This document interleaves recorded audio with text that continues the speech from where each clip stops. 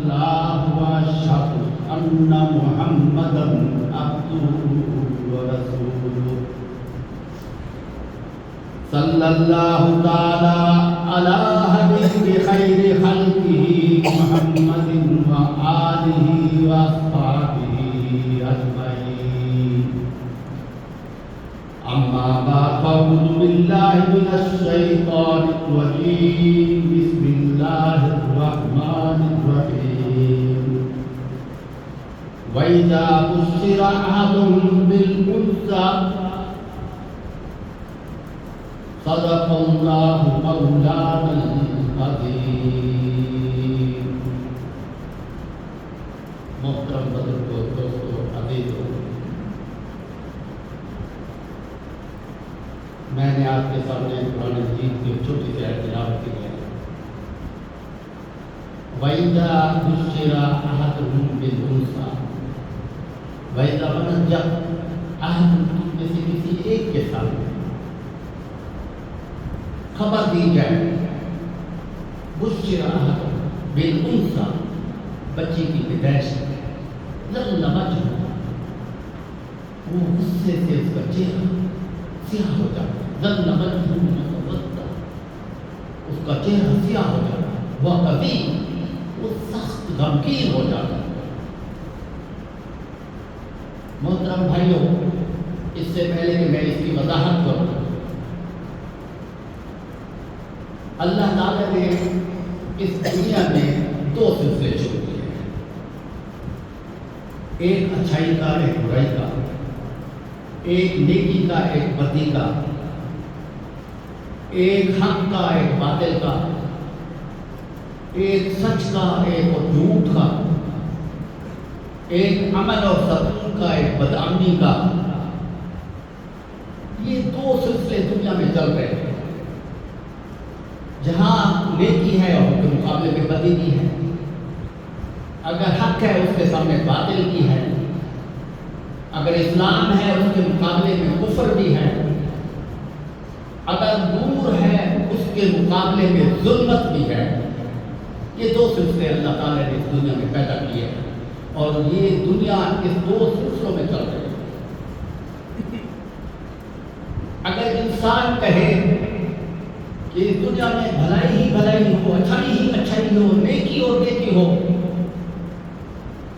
تو وہ صرف جنت کا عالم ہے. جنت میں نیکی ہی نیکی، اچھائی ہی اچھی ہو، وہاں بھلائی ہی بھلائی ہوگی. اگر انسان کہے کہ شر ہی شر ہو تو وہ جہنم کا عالم ہے. جہنم میں شر ہی شر ہے، خوف ہی خوف ہے، آگ ہی آگ ہے، ظلمت ہی ظلمت ہے. تو اللہ تبارک و تعالیٰ نے اس دنیا کو ان دو چیزوں سے مرتب پیدا کیا ہے کہ کچھ حصہ اللہ تعالیٰ نے جنت سے لیا ہے، بھلائی کا، اچھائی کا، نیکی کا،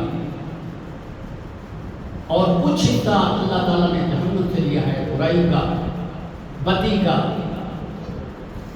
ان دونوں کو ملا کر اللہ تعالیٰ نے اس دنیا کو وجود پیدا کیا ہے.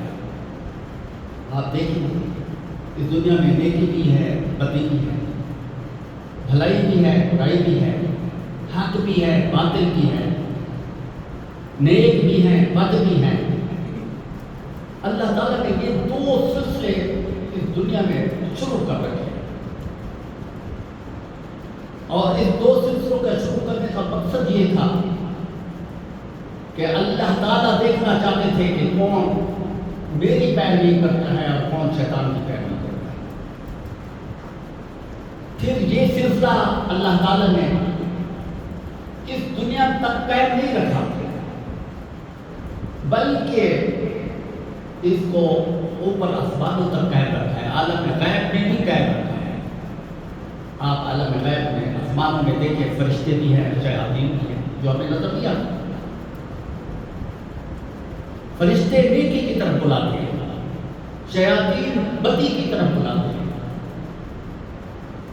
قرآن مجید میں ہے کہ فرشتے وہ ہیں جن کی فطرت میں نیکی ہی نیکی، عبادت ہی عبادت، اطاعت ہی اطاعت، فرما برداری ہی فرما برداری ہے. اور وہ ہمیشہ پاک اور پاکیزہ جگہوں پر رہتے ہیں. اس لیے مسجدوں دیکھو فرشتوں کا آداب، خاص کر جمعہ کے دن ان کی کثرت ہوتی ہے فرشتوں کی کہ وہ اس دنیا میں نازل ہوتے ہیں.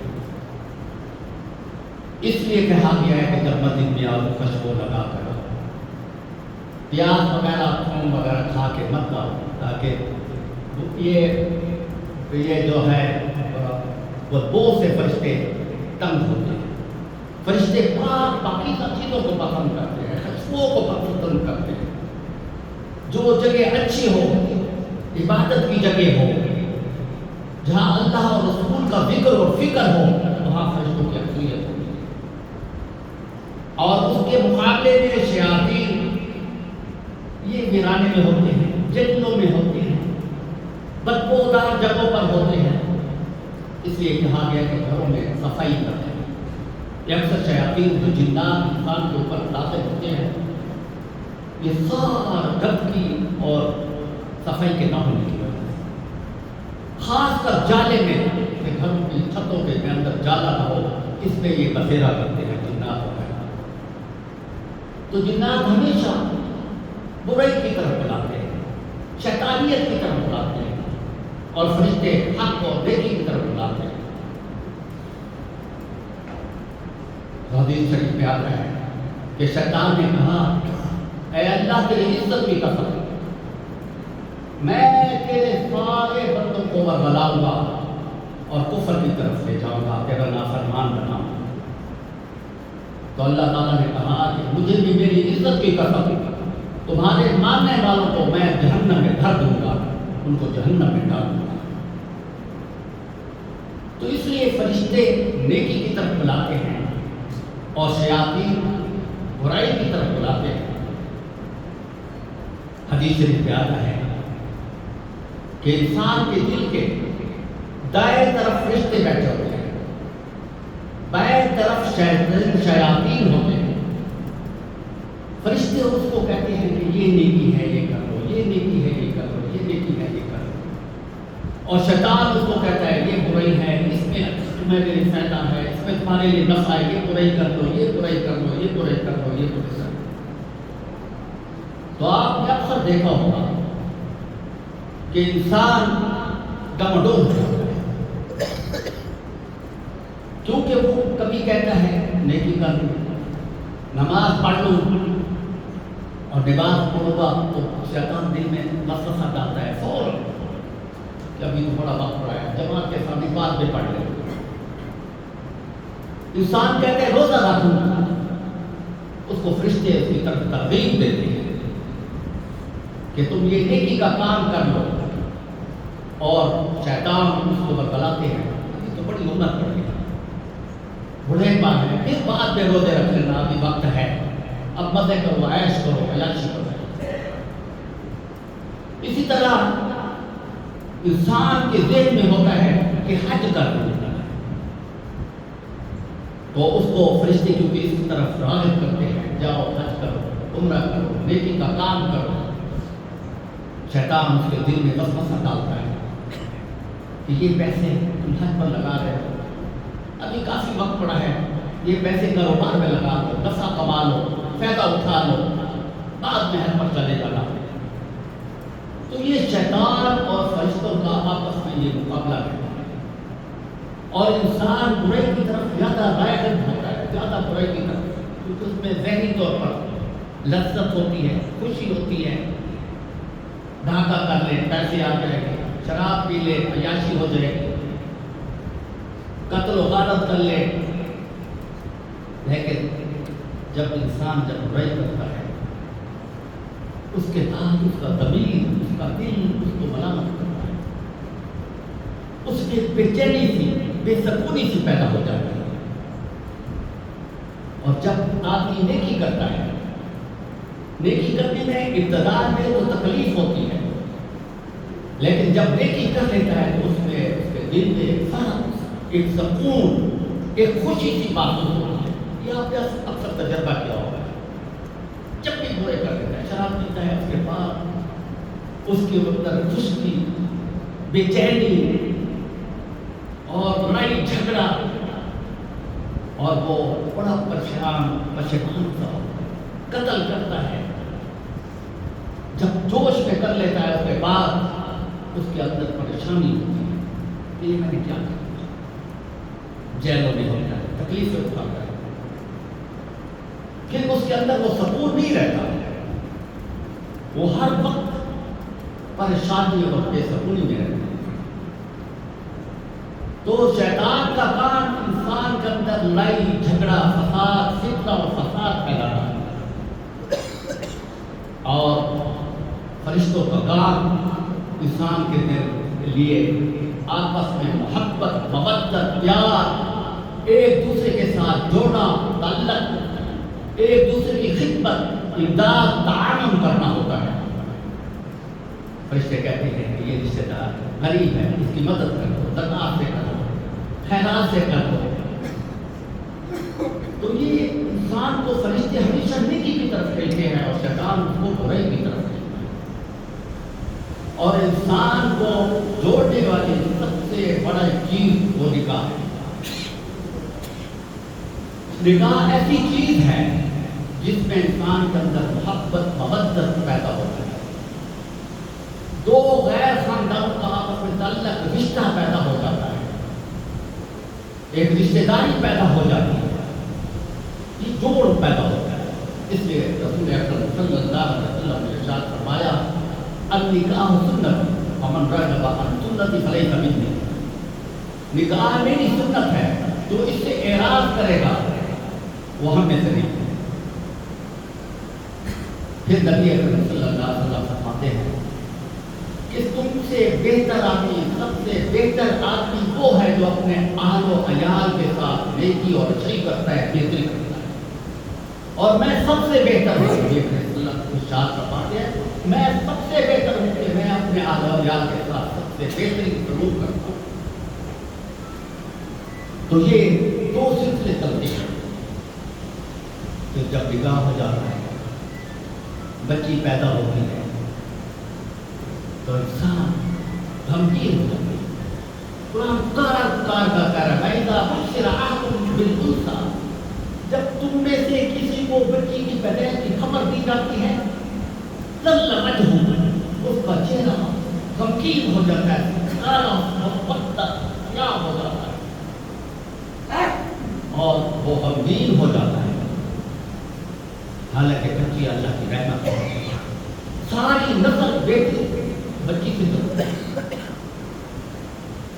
اور جب بچہ پیدا ہوتا ہے سب خوشیاں ہوتی ہیں، مٹھائیاں تقسیم ہوتی ہیں، گھر میں سارے رشتے دار اکٹھے ہوتے ہیں، بچہ پیدا ہو گیا، اور بچے کو دانے دیے جاتے ہیں کہ تم نے بچی پیدا کر، ساس اور بہو کی لڑائی شروع ہو جاتی ہے کہ ہم بیٹی کی اور شادی کرائیں گے، اس کا دل دکھایا جاتا ہے، اور جب اس کے اختیار میں نہیں ہے، اس کو اللہ کی شان ہے، جس کو بچہ دے جس کو بچی دے،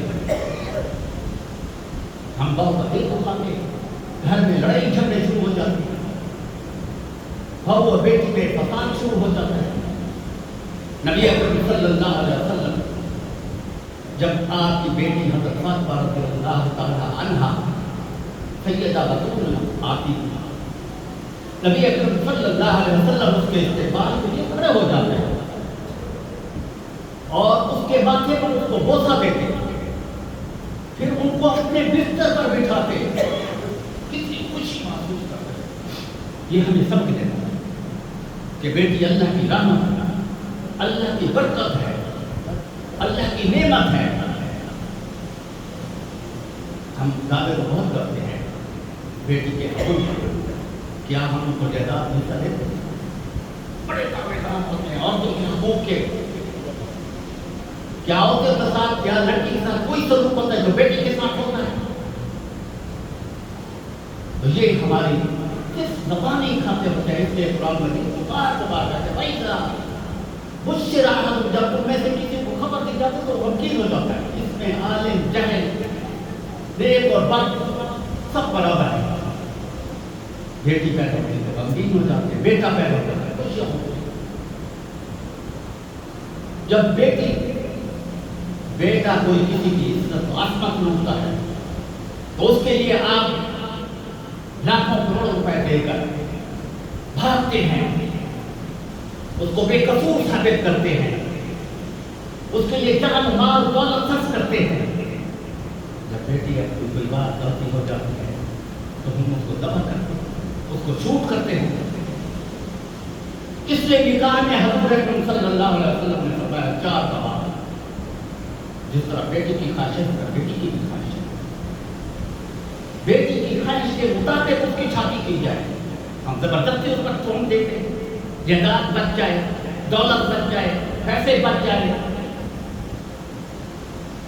اور اس کے لیے بیٹی کے لیے سب کچھ قربان کرتے ہیں۔ اور بیٹی کی جب کوئی بات ہوتی ہے تو پھر اس پر کہتے ہیں بے ادب ہے، اس کو شوٹ کرتے ہیں، قتل کرتے ہیں۔ یہ جہلانہ رسم نہیں ہے، یہ زمانہ جاہلیت میں یہ رسم چل رہی ہے کہ جب ان کی بیٹی پیدا ہوتی تھی تو وہ پریشان ہو جاتے۔ قبیلہ بنو قیس کا سردار اور خاص کر قبیلہ بنو تمیم میں بیٹیوں کو زندہ اور دفن کیا جاتا تھا اور ان کو قبروں میں دفن کر کے مار ڈالا تھا کہ کوئی میرا داماد بنے گا،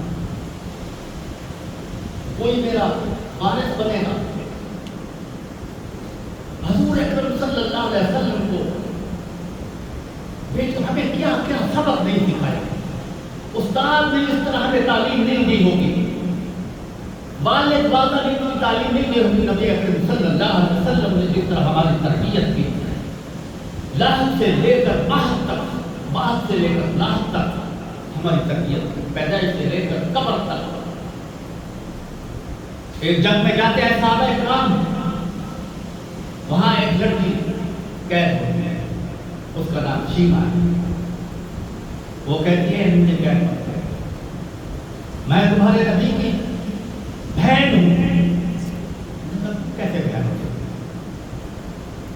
تو نبی اکرم صلی اللہ علیہ وسلم کے پاس آتے ہیں، کہتے ہیں یا رسول اللہ، ایک لڑکی ہے جو دعویٰ کرتی ہے کہ میں تمہارے رسول اللہ علیہ وسلم کی بہن ہوں۔ آپ کے سمجھا اس کا کیا نام ہے؟ اس نے کہا شیما۔ نے کہا جلدی لاؤ، میری بہن ہے، میری دایا سعدیہ رضی اللہ تعالیٰ عنہ کی بیٹی۔ سیما کہتی ہے کہ جب نبی اکرم صلی اللہ علیہ وسلم کو گرمی لگتی تھی تو میں ان کے لیے سایہ کرتی تھا، اپنے دوپٹے سے سایہ کرتی تھی۔ جب ان کو پیاس لگتی تھی بھاگ کر ان کے لیے پانی لے آتی تھی۔ ہم اکٹھے بکریاں چرایا کرتے تھے۔ نبی صلی اللہ علیہ وسلم جب سنتے ہیں تو بے قرار ہو جاتے ہیں، آپ کھڑے ہو جاتے ہیں، آپ کی چادر مبارک آپ کے کندھوں سے گر جاتی ہے، کہتے فوراً لاؤ میری بہن۔ جب وہ آتی ہے تو اس کے ساتھ 5000 آدمی ساتھ قید ہو کر آتے ہیں۔ نبی اکرم صلی اللہ علیہ وسلم اپنی چادر مبارک بچھا دیتے ہیں۔ وہ چادر جب آپ کبھی اپنے کندھے پر اوڑھتے تھے تو اللہ تعالیٰ اسی کا کرتے ہیں کہ اے کالی کملی والے کہہ کر پکارتے ہیں، یا ایھا المزمل اللیل۔ آپ چادر بچھاتے ہیں اور سیما کو کہتے ہیں کہ اپنے جوتی سمیت اس چادر پر آ جاؤ، نبوت کی چادر پر آ جاؤ۔ آپ کھڑے ہو جاؤ، اس کی تعظیم کرتے ہیں، گھر میں لے جاتے ہیں، ان کو تحفے تحائف دیتے ہیں۔ وہ عرض کرتے ہیں یا رسول اللہ، میرے قبیلہ کے آدمی قید ہیں، میں آپ کی طرف سے معافی مانگتی ہوں، آپ اس کو آزاد کر دیں۔ آپ اس شیما کے کہنے پر 500,000 کو آپ فوراً آزاد کر دیں۔ اسلام سکھاتا ہے کہ ماں کے قدموں کے نیچے جنت ہے۔ آج ماؤں کے ساتھ کیا سلوک کرتے ہیں؟ اولڈ ہاؤس کس کے بھرے ہوئے ہیں؟ لاہور اور کراچی میں دیکھے تو صحیح، بہن کو عزت اور عصمت کا فرق کیا کہ یہ ہمارے لیے ویسے برکت، عزت، اور بیوی کو عصمت و عزت کا سبق کیا کہ تمہاری عزت اور عصمت ہے گھر کی مالکہ۔ ہم اس کو تانے دیتے ہیں، پہلے بڑے خوشی سے لاتے ہیں، پھر ہماری جھگڑے شروع ہو جاتے ہیں، بیٹے کو کیا کچھ کر دیا ہے، یہ ہو گیا وہ ہو گیا۔ بہو کو چاہیے کہ وہ اپنی ساس کو ماں کا درجہ دے، ماں کی طرح عزت کرے، اور ساس کو چاہیے کہ جس طرح وہ اپنی بیٹی کے ساتھ محبت کرتی ہے وہ اپنے بہو کے ساتھ اسی محبت کرے، وہ بھی کسی کی بیٹی، وہ کہ کسی کی لفظ جگر اس کے ساتھ ظلم زیادتی مت کرو. تو میں عرض کر رہا تھا بنو تمیم قبیلہ بنو تمیم کے لوگ زندہ درگور کرتے تھے بچیوں کو.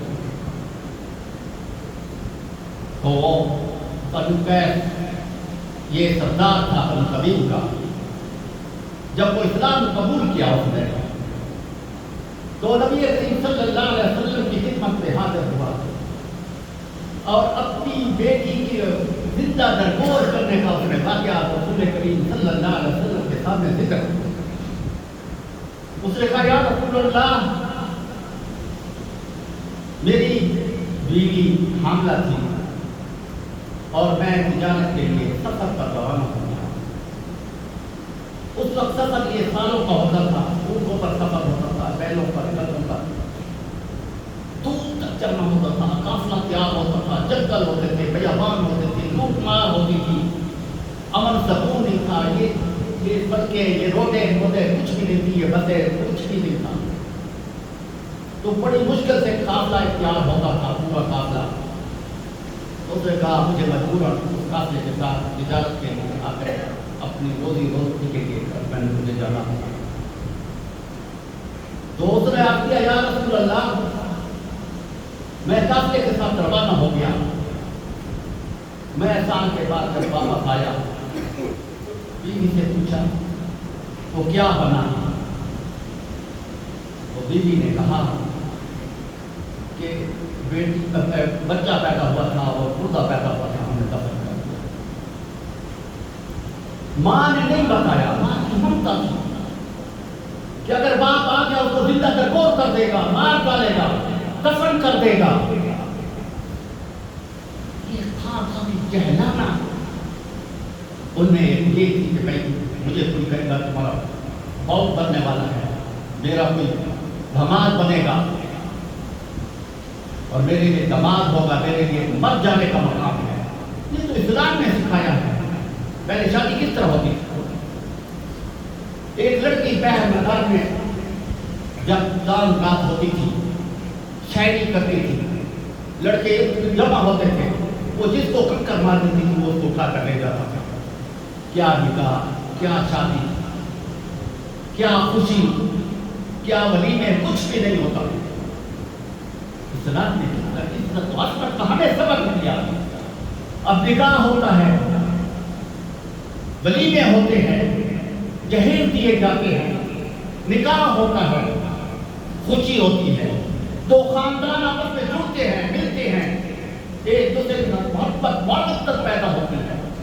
اسلام نے کیا کچھ ہمیں نہیں دیا. بنو قیس کا سردار وہ کہتا ہے یا رسول اللہ جب میں پہنچا تو مجھے بیوی کو میں نے پوچھا کہ کیا ہوا. اس نے کہا کہ ان کا بچہ پیدا ہوا تھا.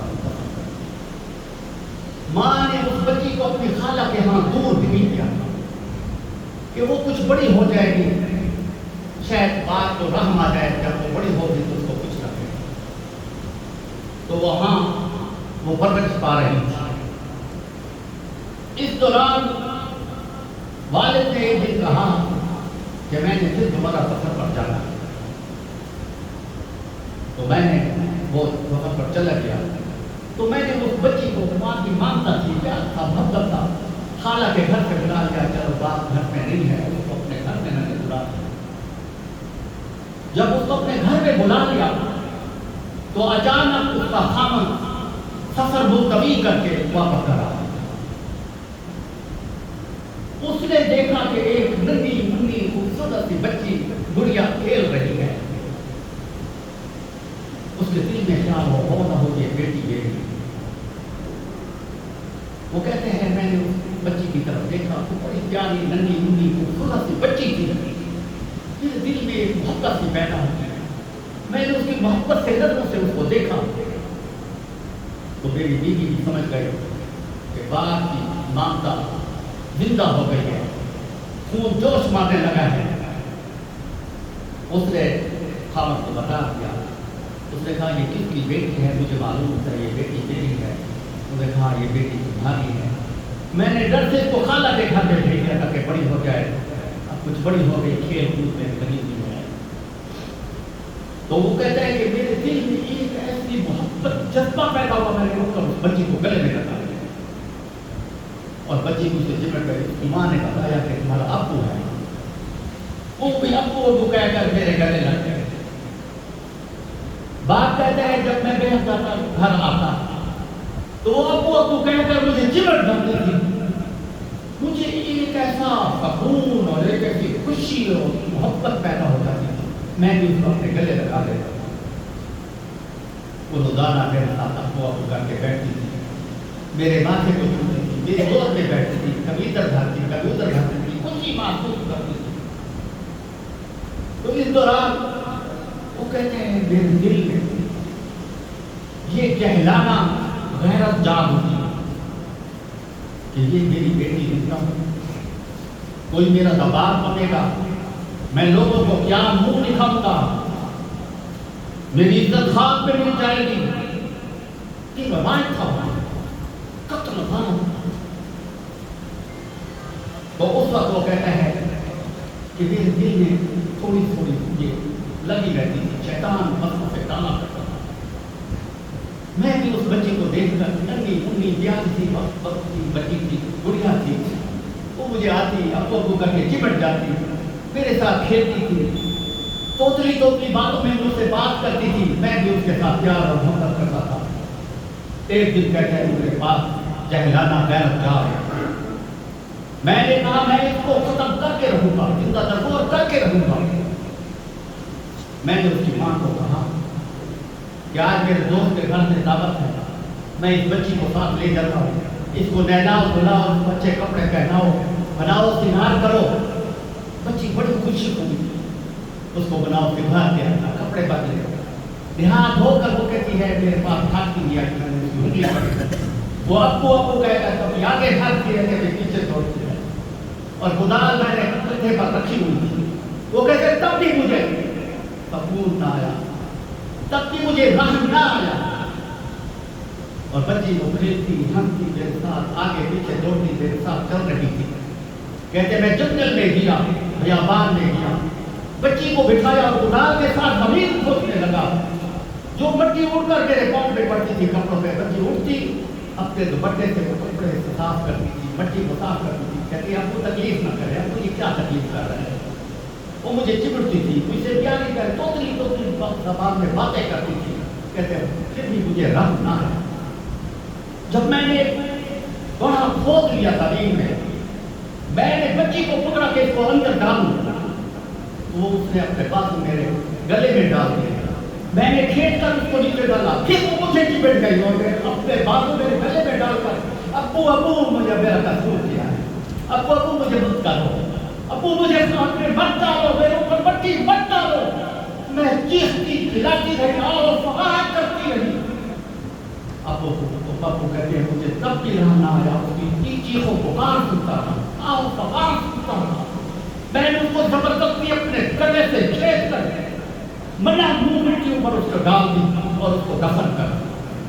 نبی اکرم صلی اللہ علیہ وسلم جب یہ باتیں سن رہے تھے، آپ کی آنکھوں میں آنسو تھے، آپ کی داڑھی مبارک آنسو سے تر ہو چکی تھی۔ آپ فرماتے ہیں اے ظالم بس کر میرا کلیجہ پھٹتا ہے۔